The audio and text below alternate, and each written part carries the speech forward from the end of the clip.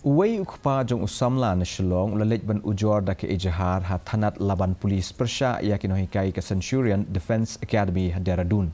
Da ke bakeno ba ukhun jong u warghaf barman ubadang kap prasnem kerta ulahap ban syutia pang hajing tia hadien ba ula Shah Pynshitom da ke bapa yang shong hadu saus pak sien da unong hikai maths ketai ke institute tang na kadau ba ula kren hagapo ba shim kelas. Kene ke jingja kelaja haga sautorik unaitung. Basically, what happened was we were talking in the back row of the class, and during that conversation, it wasn't a long conversation, it was very short, but the teacher saw us talking. And after the teacher saw us talking, he called us to the first row and he made us tell him what we were doing. And we told him that we were talking.